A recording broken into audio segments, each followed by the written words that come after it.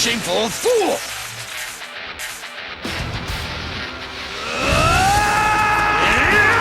There are two things that I inherited from my father. The first is the lightning edge, and the second is the spirit of the samurai. I may not have great skill, but I do possess loyalty, and I vow never to dishonor or disgrace my lord's name.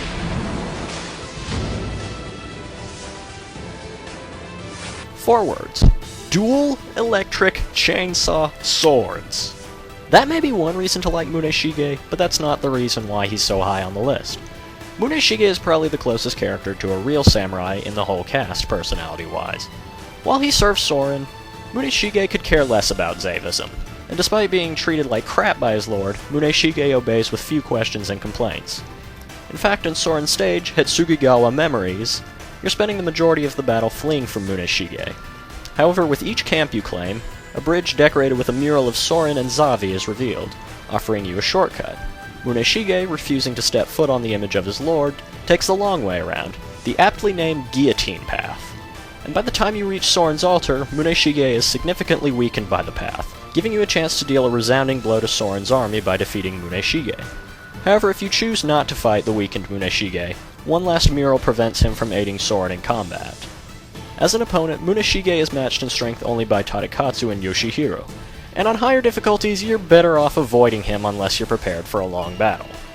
When Utage was released, Muneshige was finally made playable, as well as given a story mode where he is excommunicated from the Nation of Zavism after reaching his breaking point with Soaring. As a playable character, Muneshige is a mighty glacier, boasting high attack and defense, but his movement and attack speed is noticeably lower than most other characters.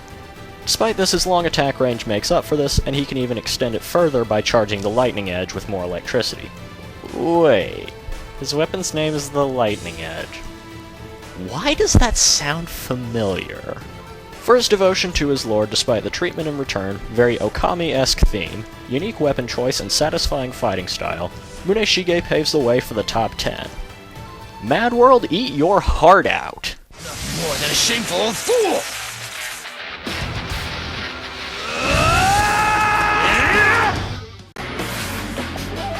Look above, and you may glimpse it approaching. You feel it coming, don't you?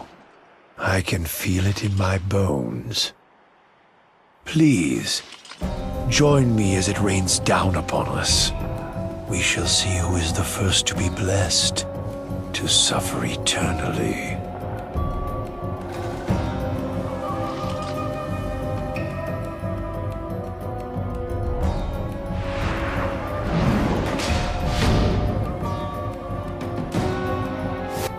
As I mentioned in Motonari's segment, the real villains of the original game are Motonari and Yoshitsugu, the two strategists of the Western Army.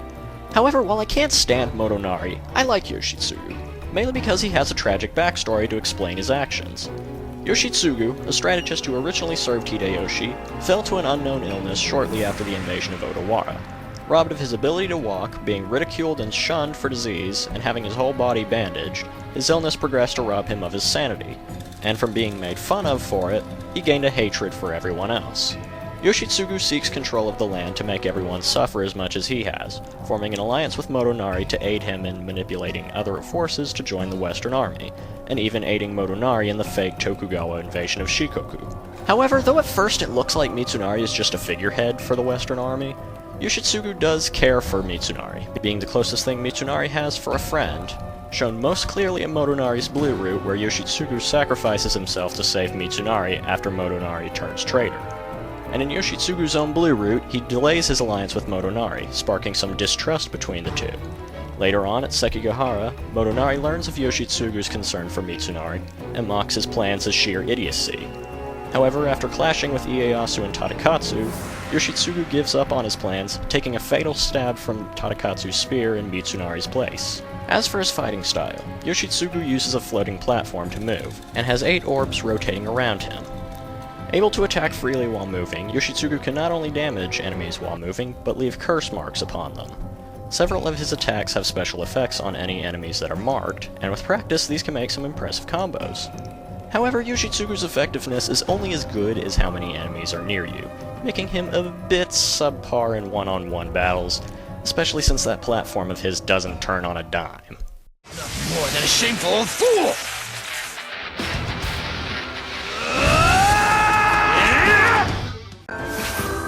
Even the coldest blanket of snow cannot smother the growth of a flower. A flower of love. A flower of peace!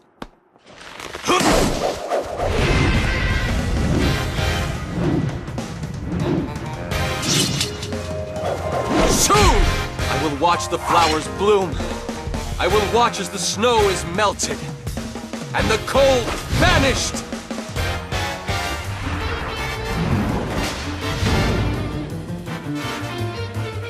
This guy's about as fruity as Waka from Okami, but it's hard not to like him. Keiji's a vagabond in Kenshin's service, as well as the adopted nephew of Toshiie and Matsu. A pacifist at heart, Keiji would much rather be partying or find somebody to love rather than fight. Keiji, along with Kenshin's forces, are neutral throughout the game, and in Keiji's story, Kenshin tasks Keiji with visiting the Saika faction. And upon meeting Magoichi, Keiji falls in love, following her to her alliance with either Ieyasu or Mitsunari. And while his red route, where he and Magoichi ally with Ieyasu, is basically just filled with Keiji attempting to win over Magoichi, his blue route presents an interesting event. Towards the end of it, Yoshiaki kidnaps Matsu to get both Toshiie and Keiji to join the Eastern Army. However, Magoichi goes her own way, remaining allied with the Western Army. Keiji is left with a difficult decision, to follow the woman he loves or to save his adoptive aunt. And in his purple route, Keiji goes to speak with Yoshihiro about Hideyoshi's death, which has weighed heavily upon him, and begins preparing for an eventual confrontation with Ieyasu. As for his fighting style, Keiji's weapon of choice is an oversized Nodachi, large enough to be mistaken for a pole staff. And with his skill Diplomacy of Love, you can cancel out his attacks to get different results than usual, allowing for a slightly more advanced array of techniques for Keiji, but also means it takes more time to get used to using him. His secret arts are also interesting in that they don't act as extra attacks necessarily, but can allow Keiji to heal himself or have his pet monkey Yumekichi retrieve items. It's also worth mentioning, Keiji didn't have a stage back in the original game, but thankfully Utage fixed that by bringing back Keiji's stage from Sengoku BASARA 2, the Kyoto Fireworks Festival. Even Kanetsugu gets in on the party and gets turned into a living firework.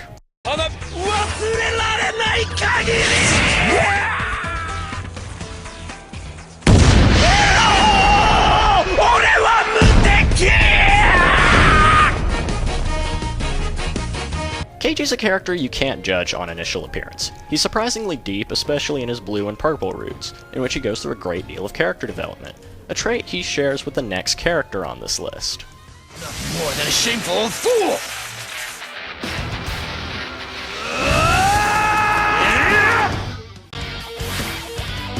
What's in the past cannot be undone. And there is no remedying that. There is one thing that will take my mind off that tragedy. Get ready! Show me what you can do, and drive away the memories that haunt me!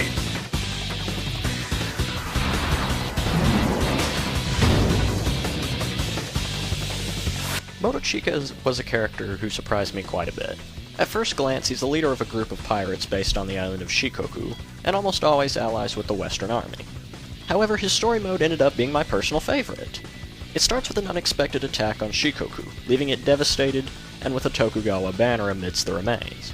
Motochika gets word that Shugoku was also attacked by Ieyasu, and reluctantly forms an alliance with Motonari, joining the Western Army.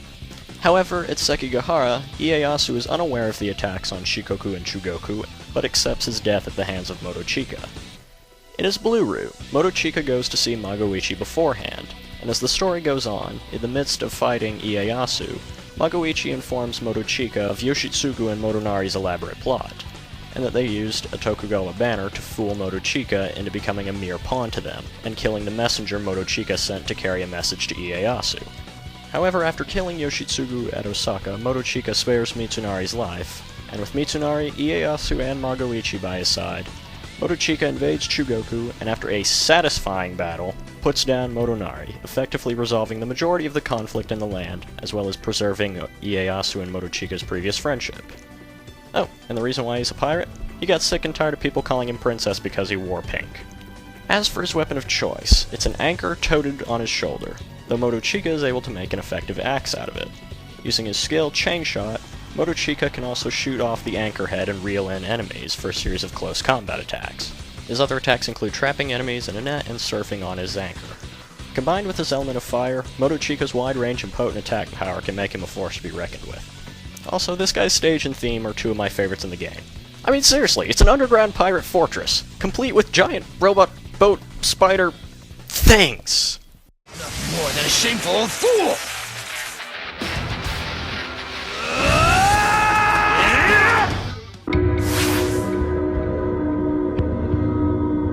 I know what you've come here to ask. You want to know more about me. You want to find out who I am and what I'm looking for. I am Tenkai, the Harbinger of Death, and I will answer all your questions.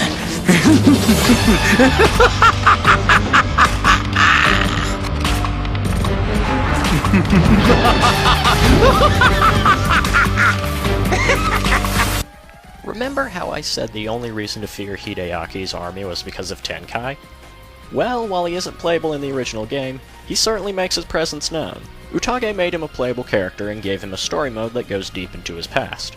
It turns out, Tenkai is actually Akachi Mitsuhide, the very man who killed the Demon King Oda Nobunaga, as well as mentally scarring Oichi for life, and his story mode occurs shortly after the incident at Honnoji, as Mitsuhide carries Nobunaga's helm in his hand, until he would be met by the forces of Toyotomi Hideyoshi. At the ensuing battle at Yamazaki, Mitsuhide attempts to resist Hideyoshi's army, and in the only time we see Mitsunari and Ieyasu fighting together as allies, Mitsuhide is driven off a cliff where he is presumed dead, and forgotten by the rest of the land until showing up much later dressed as a monk under the new name of Tenkai, and forming an alliance with Hideaki. Tenkai is nicknamed the Reaper for his weapon choice, two scythes capable of draining the enemy's life to restore his own and strengthen his attacks. Driven insane by events unknown, Tenkai finds sadistic pleasure in the pain of others, mainly the cowardly Hideaki, especially in their stage, the Siege of Karasu Castle, if you go after Hideaki instead of Tenkai. He seeks out Oichi, often killing her in most stories, to use her flesh and blood to give himself the pleasure of getting to kill Nobunaga a second time, succeeding in Oichi's green route and any other character's gray route, only to be killed in seconds by Nobunaga in the former and before the ritual is complete in the latter.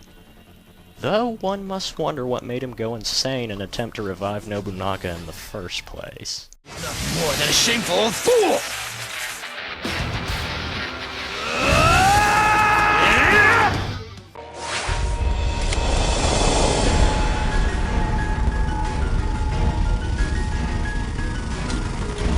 I have brought hellfire upon this world, flames to purge the sin from these lands. But still the land remains uncharred, and life continues to thrive.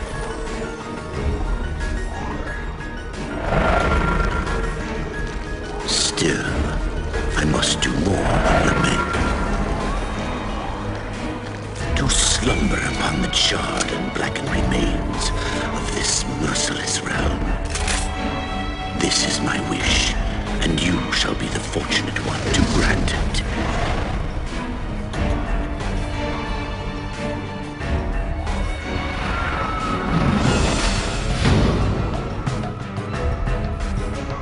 Before Ieyasu and Hideyoshi sought unification of Japan, there was Nobunaga, a man feared as the Demon King because of his ruthlessness. However, in an act of treachery, he was killed by one of his subordinates, Akachi Mitsuhide, at Honnoji. The game assures you Nobunaga is long gone, and the remnants of his army are just a small group busy praising Oichi, who often get conquered early on. But Nobunaga is still out there, brought back from the dead, and he's even playable. By finishing Oichi's green route, you learn that Tenkai has plans to use Oichi to revive Nobunaga. Then by finishing any other character's newly unlocked gray route, you'll unlock Nobunaga as a playable character. But to do so, you need to defeat the resurrected Demon King twice. And that's not as easy as it sounds. As an opponent, Nobunaga is a major threat, more than even Tadakatsu or Yoshihiro. And even on easy mode, his attacks are surprisingly powerful and his AI is pretty competent. Though what really sets the difficulty is his stage, a nightmarish apparition of the Temple of Honnoji, where Nobunaga begins stealing the souls of his own men through devices called sacrificers. With an effect like that, you'd think avoiding them would be the best thing to do, but with each one you fail to stop, that's another time you have to battle Nobunaga. Up to 5 times total. Trust me when I say that the longer this goes on, the less you'll be prepared for his final form. As a playable character, Nobunaga's story can pretty much be summarized as so. Lay waste to all Japan before the Abyss calls you back. And his 3 routes offer you a different path of destruction to follow, though his red route ends with Nobunaga meeting Tenkai, his murderer and reviver, once more, getting revenge, and making sure he stays dead this time. Nobunaga's weapons of choice are a shotgun which fires chargeable explosive spread shots, and a sword with a slight resemblance to a machete. Because of this, Nobunaga excels at both close and ranged combat, and makes him quite a force on the battlefield. It's certainly worth all the trouble you have to go through to unlock him. Oh, and one last thing. While it seems like a chore at times, recruiting all 99 allies is worth it. Once you do, you get Nobunaga as an ally. Nothing more than a shameful fool!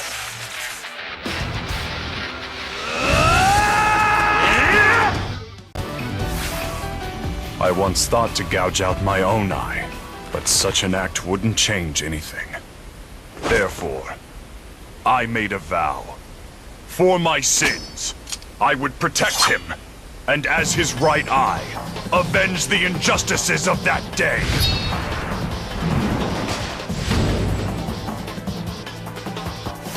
If this list was done in order of personal favorites, Judo would have had a significant chance of taking the #1 spot on this list. BlazBlue fans ought to recognize his voice actor as Travis Willingham, aka Relius Clover, who was an excellent choice for Kojuro. Known as the Dragon's Right Eye, Kojuro is a retainer of the One-Eyed Dragon, Masamune, as well as his right-hand man. Despite not being playable in the original game, Kojuro serves as Masamune's voice of reason. And while he can come off as rough at times, he's trying his best to keep Masamune's recklessness from being the end of him. Kojuro also shows up to aid Masamune whenever he turns up, most notably in Masamune's stage, the Dragon Race at Oshu, and one of the Sekigahara stages. During Hideyoshi's invasion of Odawara, Kojuro and Masamune were both defeated in a duel with Mitsunari.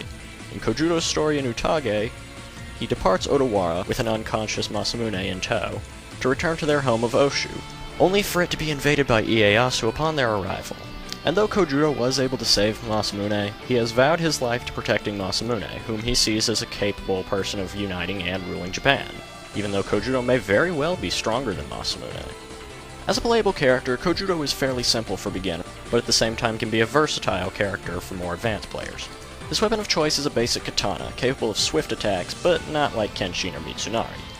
Many of his attacks have different effects depending on whether you press or hold the button. Other techniques allow Kojuro to quickly swerve behind the enemy as well as charge a dash attack. Combined with his element of electricity, Kojuro can stun enemies, dealing extra damage and putting nothing in the way of continuing combos. However, personal opinion doesn't get Kojuro any further on the list, especially when compared to the last 3. Nothing more than a shameful fool!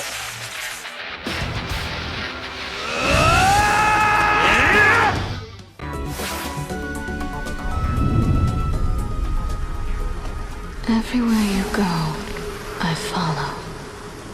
If you try to run, I'll catch you. I won't rest until you're on your deathbed. I won't stop until I sleep in darkness.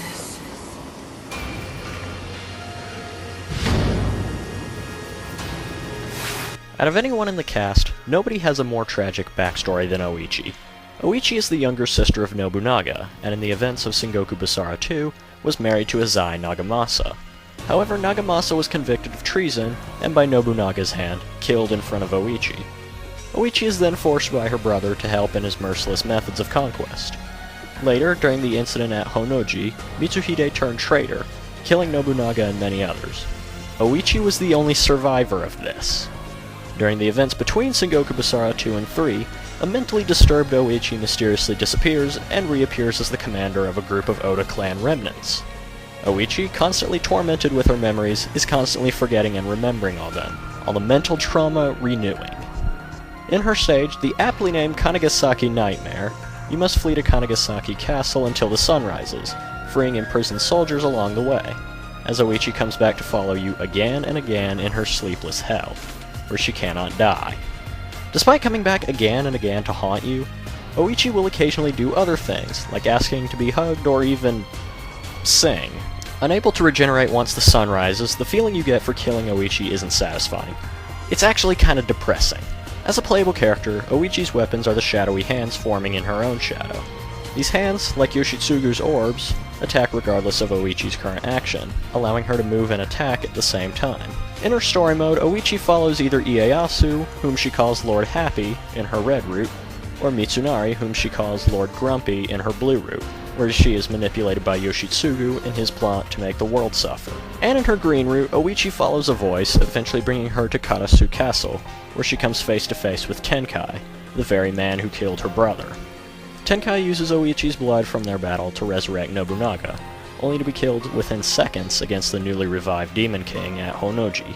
Oichi follows, culminating in a final battle between brother and sister, Demon King and Demon Queen, ultimately ending with Oichi as the victor as she proceeds to drag both her and Nobunaga back into the depths of hell, effectively ending the secondary conflict of the original game, and ending the nightmare she's been suffering since Nagamasa's death in Sengoku BASARA 2.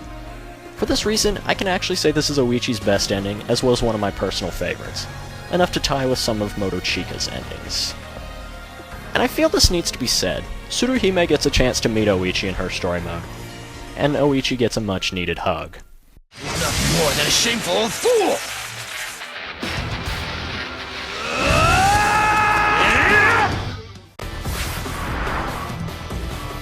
You think you can defeat me? I wouldn't be too sure about that. I guess you better try and take your best shot now. Because if you don't, I'm gonna make you sorry. Got that?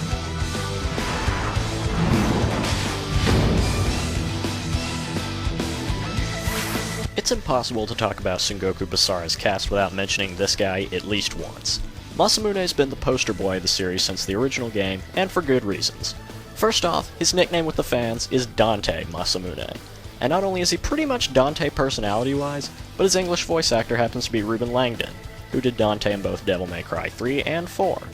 Masamune, nicknamed the One-Eyed Dragon of Oshu, is an enemy of Mitsunari's. During the Siege of Odawara, Masamune had lost in a duel with Mitsunari, and not only did his honor take quite a hit, but his home of Oshu was also left significantly weakened. In his red route, Masamune conquers nearby territories to help aid Oshu's recovery, and allies with Ieyasu to get even with Mitsunari at Sekigahara.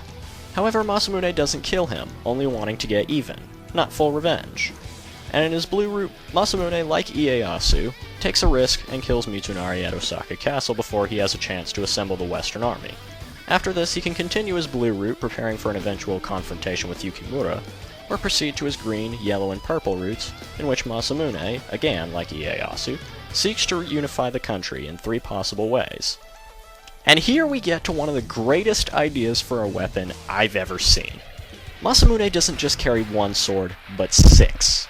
For several of his attacks, he'll use only 1 of them, and for the others, he can hold 3 in his hand, between his fingers, forming a makeshift pair of claws. After executing a Basara attack, using the Super Art 6 claws or by equipping all 4 Chief of Oshu parts, he'll enter 6 claws mode, in which all his attacks are enhanced in some way and he gains a slight attack buff, but at the cost of low defense for the duration. And like Yukimura, in Sengoku BASARA 2, one of Masamune's weapons is a Devil May Cry reference. In this case, Alistor. Not just 1, but 6 of them. Meaning Masamune is pretty much Dante, but better. And speaking of references to other Capcom games, Hadouken! All in all, it's nigh impossible to hate this guy. He more than deserves his spot as the series mascot, as well as the number 2 spot on this list. Dante vs. Masamune in the next Marvel vs. Capcom. You know you want to see it. And before we reveal number 1, let's recap. Number 35, Kobayakawa Hideaki. Number 34, Tsuruhime. Number 33, Takeda Shingen. Number 32, Satake Yoshishige. Number 31, Hojo Ujimasa. Number 30, Otomo Sorin. Number 29, Amago Haruhisa. Number 28, Kasuga. Number 27, Anagakuji Yoritsuna. Number 26, Shimazu Yoshihiro. Number 25, Uesugi Kenshin. Number 24, Mori Motonari. Number 23, Nanbu Harumasa. Number 22, Sanada Yukimura. Number 21, Mogami Yoshiaki. Number 20, Usunomiya Hirotsuna. Numbers 19 and 18, Maeda Toshiie and Matsu. Number 17, Sarutobi Sasuke. Number 16, Honda Tadakatsu. Number 15, Tokugawa Ieyasu. Number 14, Fuma Kotaro. Number 13, Saika Magoichi. Number 12, Kuroda Kanbei. Number 11, Ishida Mitsunari. Number 10, Tachibana Muneshige. Number 9, Otani Yoshitsugu. Number 8, Maeda Keiji. Number 7, Chosokabe Motochika. Number 6, Tenkai. Number 5, Oda Nobunaga.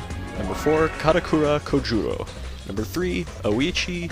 And number 2, Date Masamune. But who could be number 1? Well, number 1 is a character with a greater lust for destruction and death than Nobunaga, whose mere thoughts could make better nightmare fuel than anything Oichi could muster, who has a theme more insane and menacing than Tenkai. His story may have been shorter than Motochika's, but it left an even bigger impact. A character whose popularity rivals Masamune. So much so that he was brought back for Utage specifically by fan request. My choice for the number 1 Sengoku BASARA 3 character is... 静かだな。物を思うにはこの世の時間だ。K も目を閉じ、何かに思いを馳せるといい。物によっては私が譲り受けるとしよう。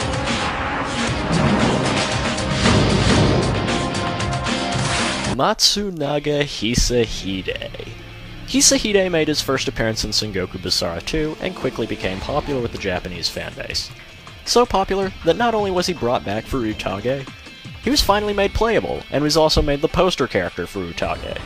Even the opening movie builds up to his dramatic reveal, ending shortly after.